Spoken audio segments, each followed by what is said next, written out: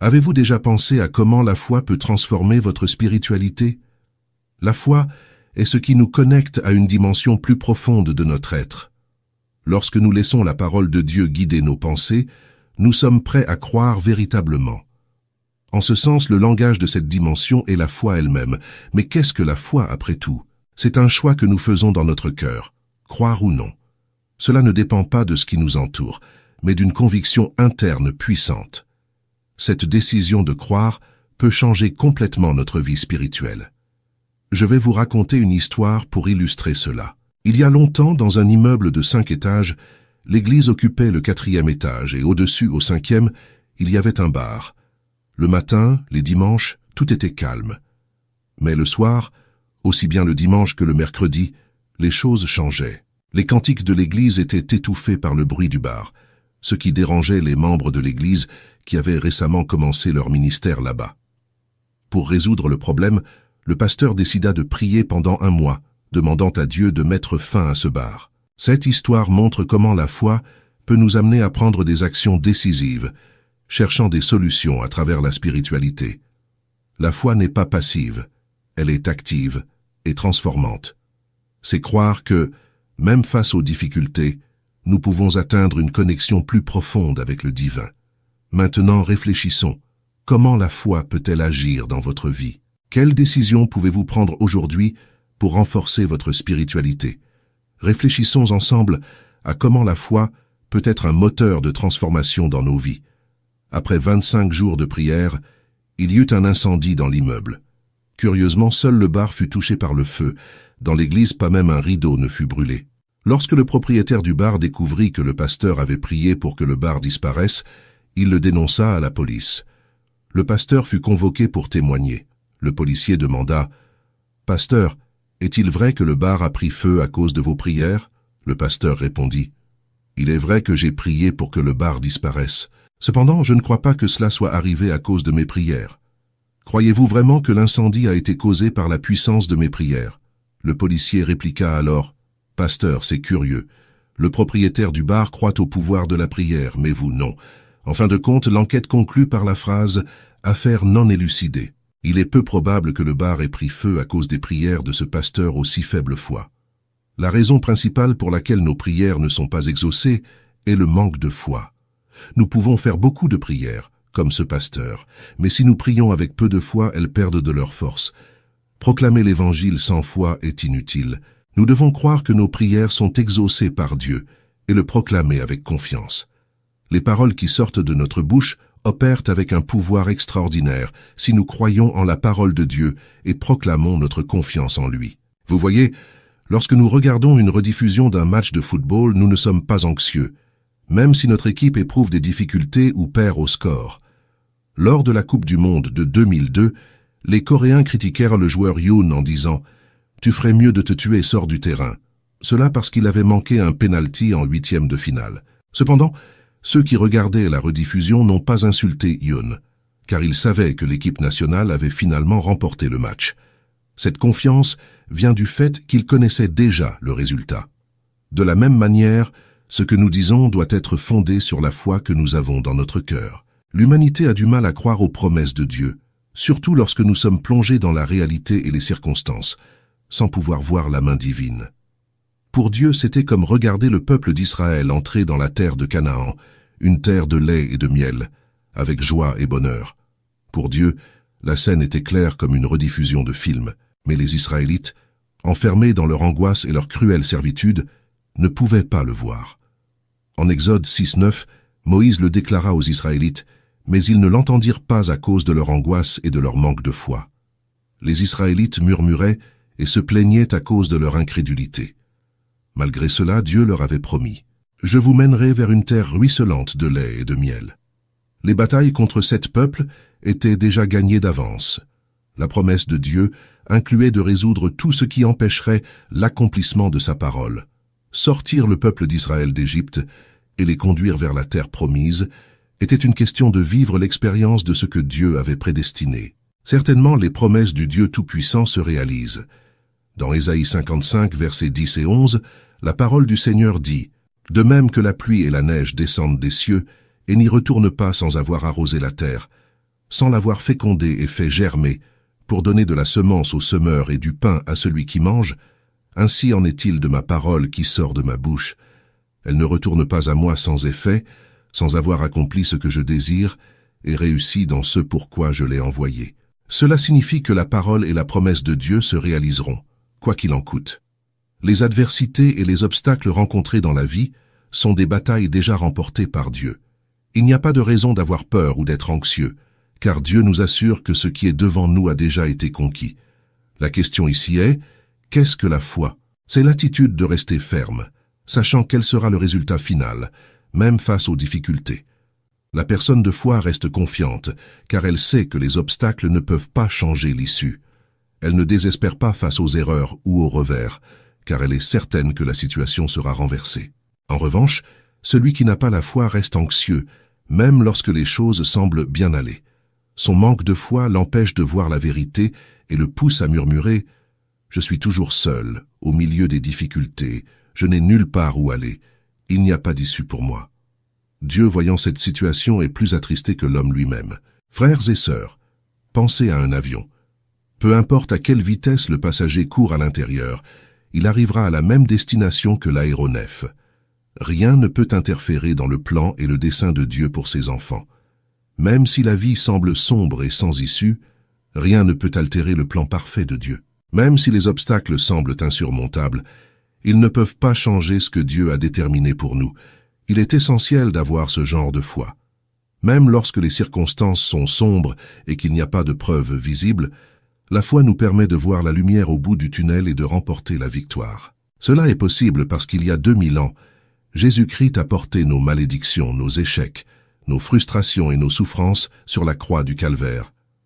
Par sa crucifixion, nous avons une vie de victoire, car Jésus a vaincu le monde sur la croix. Si vous pouvez voir spirituellement que votre vie repose sur la promesse de la victoire, c'est le moment d'atteindre cette victoire et de recevoir la bénédiction de Dieu par la confession de la foi. Cette confession a le pouvoir de surmonter tout écart entre notre réalité et la promesse divine. Celui qui croit en la parole et en la promesse de Dieu change sa manière de parler. La prospérité divine attire la bénédiction de Dieu. Le secret de la prospérité est que Dieu est le Dieu qui ressuscite les morts et appelle à l'existence les choses qui ne sont pas comme si elles étaient déjà. Les yeux ne voient pas et les mains ne touchent rien. Tout est au-delà de ce que nous pouvons expérimenter. Pourtant, si tu veux être approuvé comme une personne de foi devant Dieu, appelle les choses qui ne sont pas comme si elles étaient déjà. Même si tu n'as pas encore atteint quelque chose, confesse, par la foi, je suis sauvé, ma place est dans le royaume des cieux, je suis un élu de Dieu. Étant choisi par Dieu, avec une citoyenneté céleste même si la maladie te touche, confesse la parole. La parole dit que par ses blessures nous avons été guéris, donc je suis guéri. Même si le succès n'est pas encore arrivé et que les épreuves, les afflictions et les souffrances sont présentes, confesse activement. Christ nous a rachetés de la malédiction de la loi en devenant malédiction pour nous. Cela s'est produit afin que, par Jésus-Christ, la bénédiction promise à Abraham me parvienne. Je suis béni, et pour cette raison, la bénédiction continuera sur moi. Nous ne pouvons pas dire ces choses par nos propres forces, mais nous pouvons changer notre façon de parler par la foi en la parole de Dieu. Ainsi, tu expérimenteras le pouvoir de la 4e dimension. Si tu continues à utiliser le langage des sens, de l'intellect, de la raison et de l'expérience, tu ne pourras pas vivre par le pouvoir de Dieu. Tu dois changer ta croyance en la parole et confesser par la foi. La confession de foi produit des miracles. Quand j'étais jeune, je pensais toujours « Pourquoi mon pays doit-il mendier ?» Nous recevions de l'aide économique, mais pourquoi avions-nous aussi besoin d'aide spirituelle? J'ai décidé. Je dois prêcher l'Évangile jusqu'aux confins de la terre. La réalité, cependant, était décourageante. Quand je pastorais une église à Bandung, je marchais souvent depuis Simone, parce que je n'avais pas d'argent même pour le bus. Aujourd'hui, demander cela aux jeunes serait catastrophique. Mais pour moi, il n'y avait pas d'autre option. Ma détermination à apporter l'Évangile au monde n'a pas diminué. J'étais certain que Dieu m'avait appelé à atteindre le monde par la prédication de l'Évangile. Mais je n'ai pas croisé les bras. J'ai payé le prix pour réaliser mes rêves. Celui qui croit vraiment en la promesse divine se donne au maximum pour l'atteindre. Si tu veux savoir si quelqu'un a la foi, observe ce que cette personne fait pour ce en quoi elle croit. C'est pourquoi j'ai ressenti le besoin d'apprendre l'anglais puis le japonais, et aussi l'allemand pour prêcher en Europe. Ma vie s'est façonnée selon le rêve que j'ai reçu dans mon cœur. J'ai donné le meilleur de moi-même pour apprendre ces langues, au point de me demander un jour « Est-ce que je suis en train de devenir fou à force d'étudier autant ?» Je pensais en anglais et je parlais en anglais, au point de perturber les gens autour de moi. Cette détermination et cet effort montrent que, avec la foi et le travail, nous pouvons accomplir de grandes choses. Fais confiance à la parole de Dieu, confesse ta foi et agis selon tes croyances. C'est ainsi seulement que tu expérimenteras le pouvoir transformateur de la foi dans ta vie. Les circonstances ne me permettaient pas d'acheter un livre, ni de fréquenter une école de langue. Comme toute la génération de la guerre de Corée, je n'ai pas pu recevoir d'éducation formelle, et la seule façon d'étudier était par mes propres moyens. Cela rendait l'apprentissage très difficile. Cependant, j'avais espoir et foi que je voyagerais à travers le monde pour prêcher la parole de Dieu. Avec un effort constant et immense, j'ai réussi à visiter chaque coin de la planète. Frère, j'ai visité 59 pays, j'ai dirigé 290 croisades et j'ai fait 114 tours du globe. J'ai envoyé 630 missionnaires à travers le monde. Tout cela a commencé par une confession de foi. Même face à une réalité adverse et sombre, je me suis appuyé sur ma croyance, et j'ai confessé que Dieu m'avait appelé comme messager de sa parole pour prêcher à travers le monde. N'oubliez pas que cela a été possible, parce que j'étais prêt à payer le prix de la foi. Une foi véritable est suivie d'une confession de foi. La vraie foi déplace la personne et transforme les circonstances. La foi nous permet d'attirer le monde de la 4e dimension et de visualiser la promesse de Dieu. La foi consiste à prendre la décision de croire, à confesser de la bouche et à agir jusqu'à l'accomplissement complet. Nous devons confesser courageusement et continuer à avancer, croyant que la bonne lutte aboutira à notre victoire, car Christ a remporté la bataille. Après la transfiguration, Jésus descendit de la montagne où étaient 9 de ses disciples. En descendant, il vit que les disciples qui ne l'avaient pas accompagné étaient entourés d'une foule. Soudain, un père qui avait amené son fils possédé accourut vers Jésus et dit « Seigneur, mon fils est possédé par un esprit qui, quand il le saisit, le jette dans l'eau et dans le feu pour le tuer. J'ai demandé à tes disciples de chasser l'esprit, mais ils n'ont pas pu. Si tu peux faire quelque chose, aie pitié de nous et aide-nous, a-t-il demandé. Immédiatement, le Seigneur réprimanda sa confession. Que veux-tu dire, si tu peux? La confession de la bouche est le critère par lequel nous mesurons si notre foi est véritable ou fausse. Le père de l'enfant savait que Jésus pouvait résoudre le problème de son fils. Entendant que Jésus était à proximité, il alla à sa rencontre, croyant que son fils pouvait être guéri. Mais en s'approchant de Jésus, il dit « Si tu peux faire quelque chose », révélant ainsi son manque de foi. Jésus ne fit aucun miracle face à ce manque de foi. C'est pourquoi il souligna que la solution résidait dans la confession du Père. « Que veux-tu dire, si je peux ?» « Tout est possible à celui qui croit. » Et il le reprit pour sa confession. Heureusement, après avoir entendu les paroles de Jésus, le Père changea sa manière de parler. « Je crois, viens au secours de mon incrédulité. » Ainsi le Seigneur chassa le démon et guérit l'enfant. Cette histoire nous enseigne que notre confession de foi est cruciale. Lorsque nous croyons vraiment aux promesses de Dieu et que nous les confessons avec nos paroles, nous voyons la transformation. Alors, demandons-nous, comment est notre confession de foi aujourd'hui? Face à une confession de foi incorrecte, Jésus reprit le Père et ne guérit pas l'enfant jusqu'à ce qu'il se repentit et dise « Je crois ». Seulement alors le Seigneur opéra le miracle et la guérison. De la même manière, si le Seigneur est avec nous, ce qui semble impossible peut devenir possible grâce à notre confession de foi. Un autre exemple frappant est celui de la femme cananéenne. Lorsqu'elle s'approcha de Jésus pour demander la guérison de sa fille possédée, Jésus dit d'abord « Il n'est pas bien de prendre le pain des enfants et de le jeter aux petits chiens, c'est-à-dire je ne peux pas guérir une étrangère comme vous. » Elle pourrait s'être sentie honteuse, mais avec humilité et persistance, elle répondit « Oui, Seigneur, mais les petits chiens mangent aussi les miettes qui tombent de la table de leur maître. » Profondément ému, Jésus lui dit « Femme, grande est ta foi, que tout se passe comme tu le veux. » Un instant auparavant, Jésus avait dit qu'il n'était pas approprié de prendre le pain des enfants pour le donner aux petits chiens. Cependant, les paroles de la femme cananéenne touchèrent le cœur de Jésus. Frères, il en va de même pour nous aujourd'hui. Si nous voulons expérimenter le monde de la 4e dimension, nous devons parler le langage de la foi. Ces histoires montrent l'importance de la confession de foi, qui peut bouger le monde spirituel de la 4e dimension. Peu importe la taille de votre foi, c'est la confession que vous faites qui permettra au miracle de couler ou d'être interrompu. Si le Seigneur nous réprimandait, comme il l'a fait avec la femme cananéenne, en demandant comment nous osons demander une telle chose, que répondrions-nous? Frères, il y a 2 réponses possibles. Si nous ne sommes pas formés pour parler dans la 4e dimension, nous répondrons comme le père de l'enfant possédé. Seigneur, si tu le peux, aide-nous. Si tu le peux, accorde-moi le succès. Cependant, si nous sommes disciplinés pour parler dans la 4e dimension, nous répondrons comme la femme cananéenne, avec une foi totale en le Seigneur, et il nous dira « Très bien, qu'il te soit fait selon ta foi ». Cela déplacera le monde de la 4e dimension pour résoudre nos problèmes. La lettre aux Hébreux dit que la confession produit le miracle.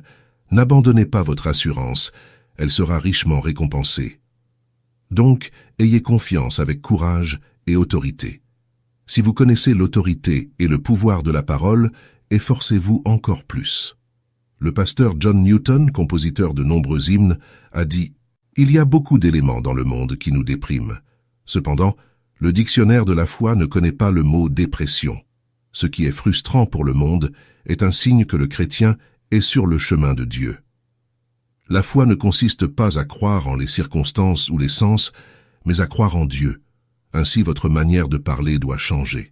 Dieu se réjouit lorsque nous appelons les choses qui ne sont pas comme si elles étaient déjà. Alléluia. Dieu est un Dieu qui ressuscite les morts et appelle les choses qui ne sont pas comme si elles étaient déjà.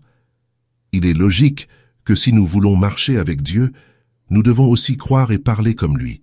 Le langage de la foi a le pouvoir d'attirer la 4e dimension. Il est essentiel de développer le langage de la 4e dimension pour nous approprier les bénédictions et les promesses divines de ce plan spirituel. La prière est le moyen le plus efficace de développer le langage de la foi et est la base de la spiritualité dans la 4e dimension. Dieu souhaite que notre langage change à travers la prière, car c'est ainsi que le monde spirituel s'ouvre à nous. Le temps que vous consacrez à confesser le langage de la 4e dimension est crucial. Voyons comment nous pouvons développer ce langage en fonction du temps verbal. Il est nécessaire de prier au temps passé pour développer la foi de la 4e dimension. La plupart du temps, nos prières sont au temps futur. Je crois que tu me sauveras, je crois que tu me guériras, je crois que tu me béniras. Ainsi, nous mettons l'accent sur le futur. Nos requêtes sont toujours pour l'avenir. Aujourd'hui, demain et le lendemain, jusqu'au moment où nous serons enterrés.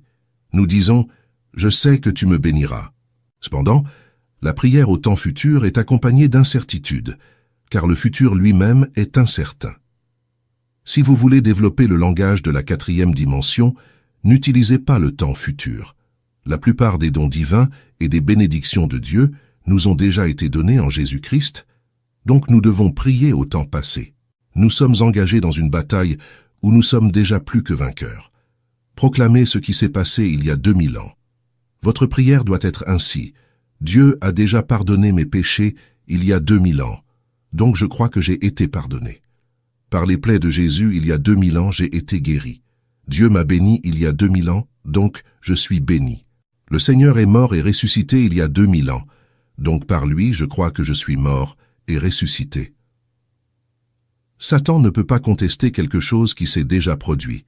Cependant, concernant le futur, il nous trouble en disant que nous ne devrions pas rêver en demandant quelque chose dans la prière. Il chuchote à nos oreilles en affirmant que nous n'atteindrons pas ce que nous demandons. Cependant, sur quelque chose qui s'est déjà produit, il reste silencieux. Il ne peut pas semer un doute dans notre cœur. Ainsi, notre prière doit être « Montre-moi ce que tu as conquis à la croix ». La Bible relate un fait qui illustre la prière au temps passé. Regardons l'histoire de Jonas, chapitre 2, versets 6 et 7. « Mais tu as fait remonter ma vie de la fosse, ô Seigneur mon Dieu. Quand mon âme se languissait en moi, je me suis souvenu de toi, ô Seigneur, et ma prière est parvenue jusqu'à toi, dans ton saint temple. Jonas était encore à l'intérieur du grand poisson. Il n'avait pas encore été jeté sur la terre ferme. Remarquez cependant que sa prière n'était ni au futur ni au présent, mais au passé. Dire « Tu as fait remonter ma vie de la fosse » suggère qu'il utilisait le langage de la foi de la 4e dimension. La confession de Jonas l'a fait dire « Tu as fait » et non « Tu feras » ou « Tu es en train de faire ». 1-2.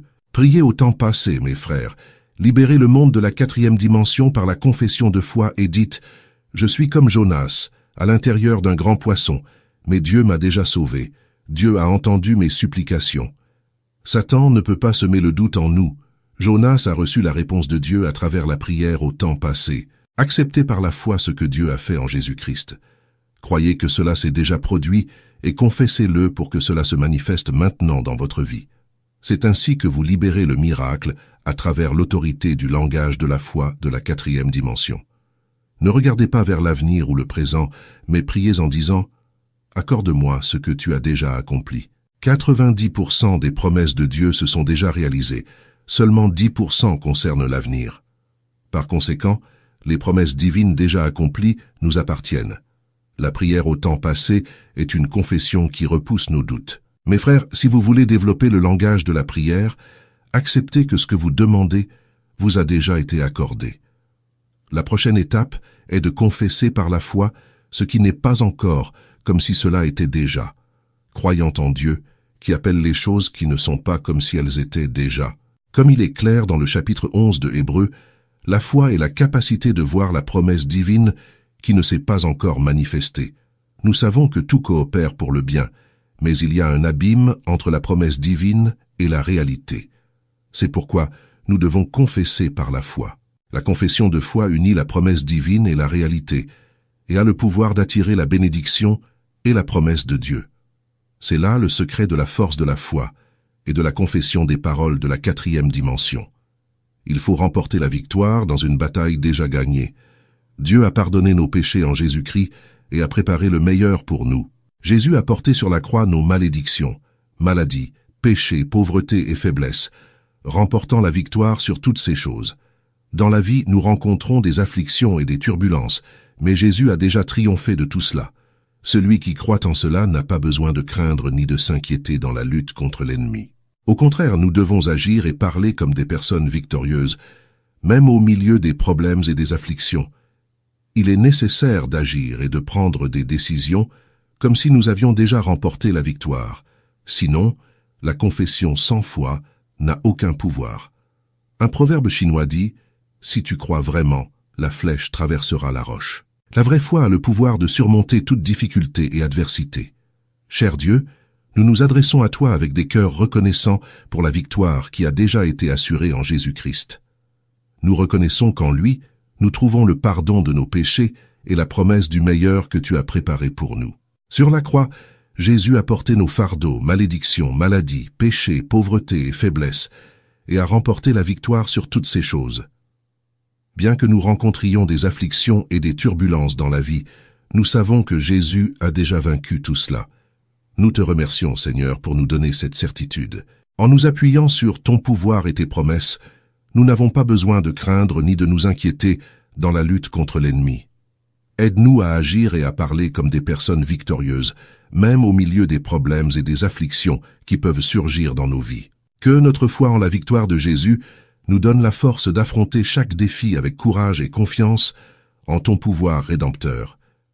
Que ton Esprit Saint nous guide et nous fortifie dans cette bataille déjà gagnée. Nous te demandons également, Seigneur, d'écouter et de répondre aux demandes laissées dans les commentaires de cette vidéo. Tu connais les besoins et les désirs de chaque cœur, et nous avons confiance que tu agiras selon ta parfaite volonté dans chaque situation.